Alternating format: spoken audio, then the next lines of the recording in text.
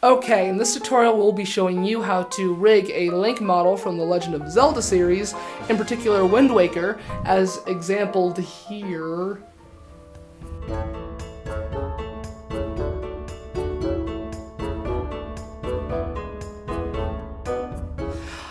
So I'm glad you looked at that. We're going to be accomplishing this through Blender 3D, which is an open source software that you can get for free online, which makes it amazing. Hop, hop, hop, hop, hop.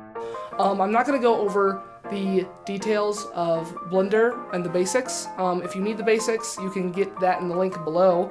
Blender Guru, he's a great guy, and he'll show you how to use Blender. So besides that, Blender. Alright, now first, what you need to do is go to blender.com and download Blender. Again, it is free, it's open source, it works on Macs and PCs. Secondly, download the asset files. If you want the Link model in general, you'll need to download this asset file. And if you want to follow along, everything you will need will be in the asset file. Again, this link is below. Alright, let's get started by opening up Blender. Something else I would do is import a different key configuration if you are using a MacBook Pro. I'm using a MacBook Pro and it does not have a number pad, so I've changed a lot of navigation shortcuts. You can import my configuration if you go to Blender key configuration in the link assets. Alright, let's get rid of our cube and our basic light and our camera. We'll add these all in later. Let's import our Link model from the assets. As you can see, we have our Link model here. Let's go over to the render engine and change it to cycles. And we're changing it to cycles because, you know, cycles is the bee's knees. The last person who used the internal was, well, he was old and dead. We can also see on the side here we have the OBJ mapped textures. The textures aren't set up. We'll look at that in the second part of this tutorial. Let's set up a basic camera here. I'm just going to move it around to make it look nice to frame our Link from Wind Waker. I'm also going to set up a sun lamp pretty quick that Cycles can use. For the sake of organization, let's move the light and the camera to just an empty layer. I'm also going to go and look at the Master Sword as well as Link model and make sure that there are no duplicates by pressing, W, remove duplicates, as well as pressing Alt-J to just make everything quads. I prefer working in quads. I think tris is ridiculous, and Blender likes quads better anyway. I'm going to come up to the modifiers and add Edge Split to the Master Sword and Link to make everything sharp and a little bit more cartoonish looking. Alright, let's go into full screen to get a better picture of what we are doing. Let's add our first bone. Alright, now this is going to be called the root bone. Let's go up to the object and actually name this Link Rig. Now be sure to name it Link Rig in the object as well as the armature. I just find this easier. Please be organized. I'm also going to turn on show names for my rig as well as X-ray so I can see through my mesh to my rig. This is very helpful. Again, let's go over to the root bone and call the root bone root. Alright, I'm going to go and center my root bone within my Link model now by just using the control properties. And then let's go into edit mode so we can add some extra joints and bones here.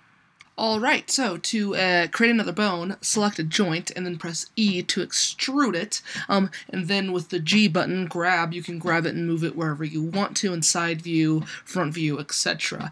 What I'm doing is I am adding a spine, and I'm adding a neck, and I'm adding a head, and I'm adding even like hat bones, and place these all based upon your model. Make sure they're lined up correctly, and then of course go back and rename the bones accordingly. Like I named the spine spine, I named the neck, head, hat 1, hat 2, etc. A quick tip here is if you press the Z button, at least on a Mac, you go into wireframing. If you press Z again, you go into shaded mode. Let's go create the arm and the hand bones now, and let's remember that we're only going to do one side, the left side. Now, it's not a mirror, so the left side is actually mirrored would be on the right. But remember, we're not mirroring this, we're rotating this. So this is going to be the left. Let's rename all of our bones. I named mine pretty similarly and simply. I have upper arm.L, lower arm.L, hand.L. Again, this is also a simple rig, so I'm not going to rig the fingers. You can rig the fingers if you so choose. I am just not going to, because again, this is a very basic rig with very basic IK handles. Nothing too crazy. Very simple. Also, just make sure that we line up everything perfectly and nicely so we won't have any problems later. The nicer you make this in edit mode, the easier everything gets down the road, because to go back and change something gets pretty hard later. Alright, let's go and create the bones for the leg, the left leg, and the left foot right now. Again, make sure everything lines up, like the ankle joint lines up with the ankle joint, the knee to the knee. Something interesting is the arm and the leg is actually connected to the root bone, but it's not actually directly connected. There's going to be a little dashed line saying that it's connected, and that's good. We actually don't want bones there at all, and this is just something I had to learn personally. Again, I'm going to name the bones simply, lower leg.L. I'm also going to do, upper leg.L and foot.L. Alright, let's go to the duplicating process now. So let's B, border select, our everything on the left side. Not the root, not the spine, not the neck, not the head. Just everything on the left side. Let's duplicate it,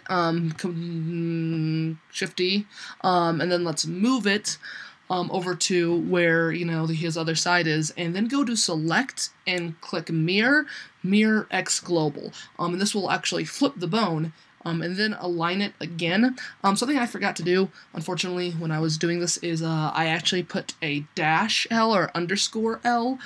This doesn't work. You want to have a .L. And the reason why is if you go to armature and then select auto flip names, it will make .Ls become .Rs, and that's pretty cool. Another fun tip is if your bones, when you duplicate them, see them rotated in a weird way and you want to rotate them back, what you want to press is Control-Alt-R. I think Control-R. Well, it's Control-Alt-R, it's Control-R. Hopefully you'll see me do it on the screen, and the screen keys will tell you. But this will rotate the orientation of the bone, and I'm not too worried actually about which direction the bones are actually facing. Just make them all consistent, because a simple IK rig will solve any problems. Now, if you're doing a more intricate rig, you really do want to figure out, pull up the axis, the bone axis, and see and make sure, your X's are up, your Y's are front, etc., etc. There's a lot of different ways of doing this, but it's a simple rig. So, yeah, just rotate those bones, make them look flat. Alright, look at that. All of our bones, or at least most of our bones, are in place. So let's start connecting the Master Sword and the Link object to the skeleton. Now this is actually pretty hard. It took me a really long time to figure out how to do this. We are going to do it via selecting faces and edges and vertices and assigning them. But first, let's select our Master Sword and select our right hand bone, and then select Control-P, and when you parent this, parent the Master Sword, again, select that first, then the bone, and parent it to the bone only. So if we move this bone around, you can see the only thing that's moving with it is the sword, and that's a really quick way to get objects for a character that are lined up with the hand itself. Same thing with the actual Link rig. What you want to do is you want to select the Link model, then select the rig, but instead of saying, hey, connect it to this bone, but say, create empty groups. What this will do is if you click on the Link model and go back to its vertex groups, you'll see that it's created a bunch of vertex groups with the same name as the bones, and this is very important. So what we're going to do is we're going to hit Tab for our Link Wind Waker model. And what we're going to see is all the vertexes and edges and faces. And I'm going to go into face mode because it's very simple. And I'm going to go to front view, and you see the first vertex group I have up there is spine. It's the first bone I created. Or not spine, root. And what I'm going to do is I'm going to select the bottom of the Link And I'm going to select all of it, and then you're going to see in the vertex area there is 4 options: select, deselect, assign, and remove. Now I'm going to assign this. Now be very careful. You have to have something. When you click assign, any face or vertex or edge that is selected is going to assign automatically. And if you don't want it anymore, you're going to click remove. Now, remove doesn't deselect what you've selected. It just removes that selection from that vertex group. So if you haven't figured it out already, what you're doing is you're assigning vertexes and faces to a bone. So when you move the bone in armature mode, that part of the mesh, not all of it, that part moves as well.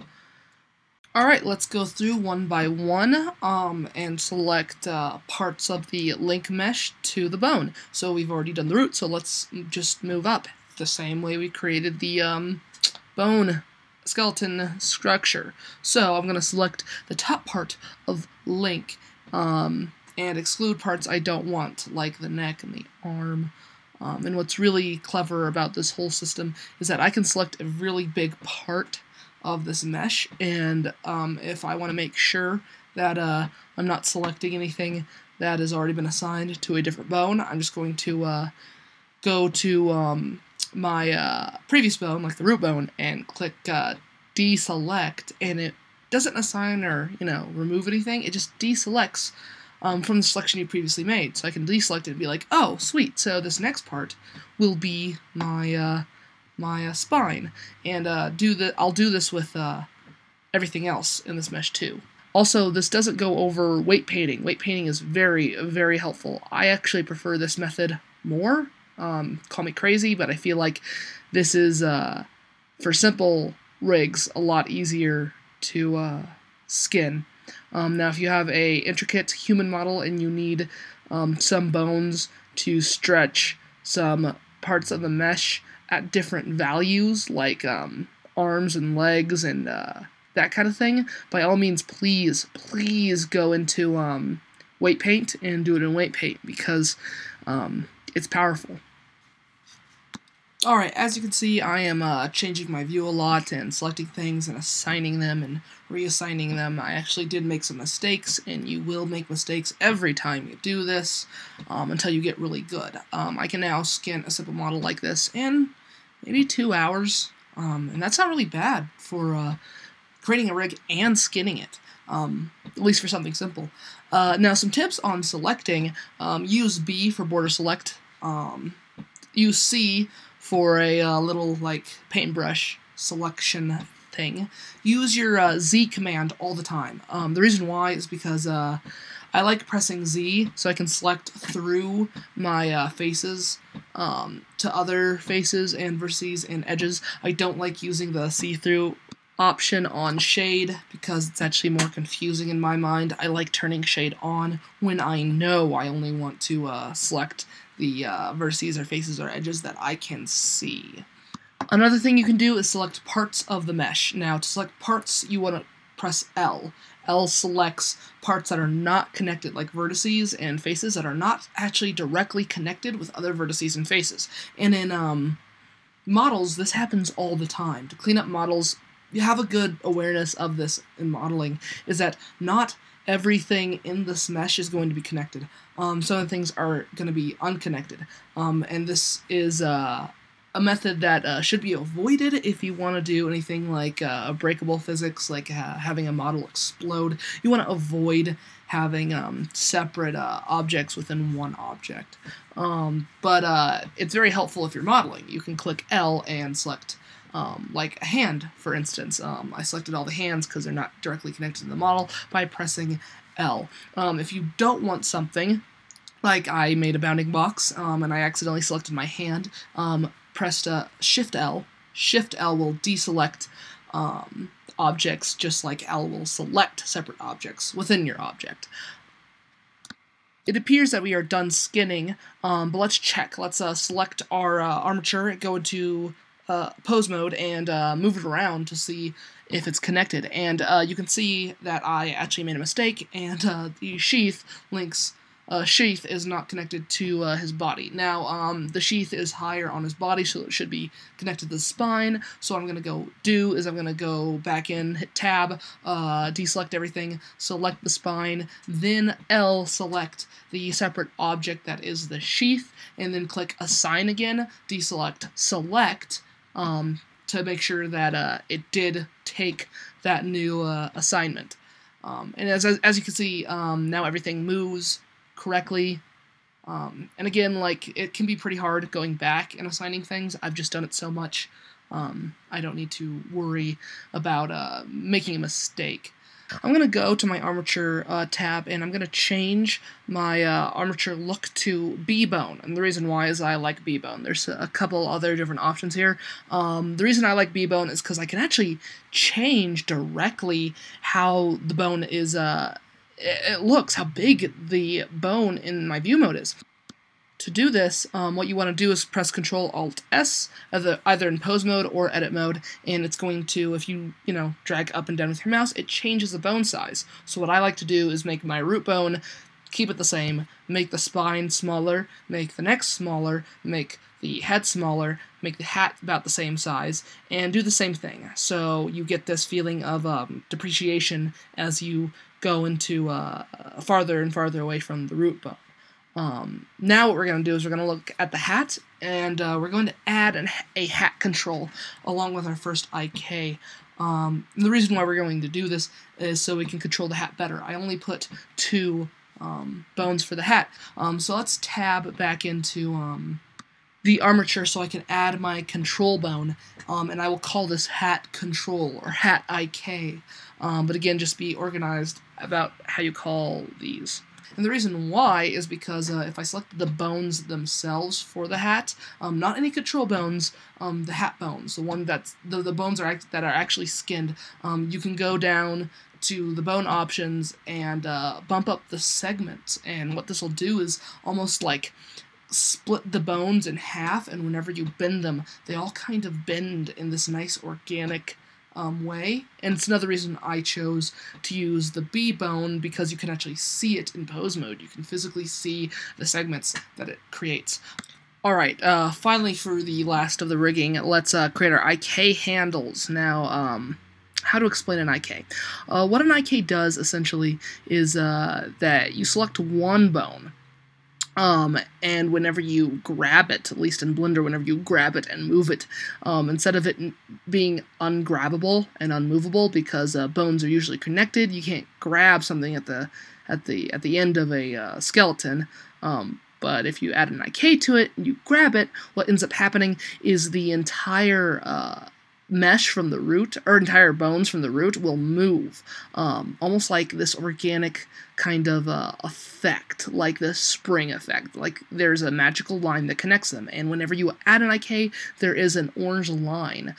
So what we're going to do is we're going to do this for the hat. So put an IK on the hat, and then for the segments, or how many bones it affects, only select 2. And what this will do is whenever you grab the hat and move it, instead of it moving in a really weird way, moving the entire body, it will only move the portion of the hat. Do the same thing for the arms. And now for the arms, what I'm going to do is add an IK to the lower arm, and connect it 2 bones up, so it connects with the upper arm, and whenever I move this arm, it moves the upper arm as well. I'm going to add one as well to the hand joint, and the reason I'm adding one to the hand joint is because I want it to do the same thing, but just have 3 segments up. But instead, make its influence 0.3.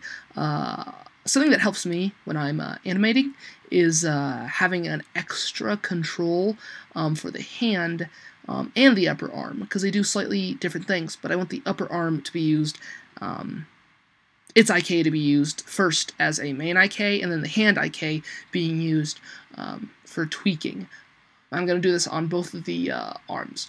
Then I'm going to go to the legs and do something very similar. I'm going to select the lower leg, add an IK to it, make it 2 bones up. Whenever I move the lower leg, press G, it moves everything else. Now you can reset any positions that you've moved by selecting everything, pressing Control or Alt-G or Alt-R or both, and it will just reset the position. This is really helpful when you're animating. I'm not going to go into animating. We'll probably get into that in a completely different tutorial. Okay, so that's the end of part 1, which is just going over rigging and skinning and IKs. Again, this was a pretty simple rig. Please feel free to play around with it, make it more interesting and confusing and awesome. But once it's rigged, you can move it and make it into any poses. Next, I'm going to show you how to do some simple cycles materials on this, because the materials are actually already pre-set up. I'm just going to tell you how to be using Cycle's node engine, which is really kind of complicated if you don't know nodes, but it's really not. So we're going to learn some of that, and we're going to learn in the next episode how to export this out in passes from Cycles, which a lot of people don't know how to do, and put that into After Effects for compositing. Alright. Well, I'm glad I showed you guys how to rig the Link model from Legend of Zelda. Again, if you're having problems with Blender, or if it was really overwhelming for you, no worries, you can go to the link below. It's down there. And Blender Guru... It's a guru, it's not guru.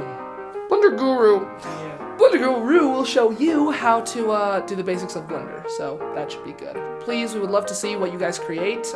Comments, we always love them. But you guys go out there, beautiful ladies and gentle filmmakers, and you have fun. Classy. Classy. No swag. No swag. Because swag rhymes with...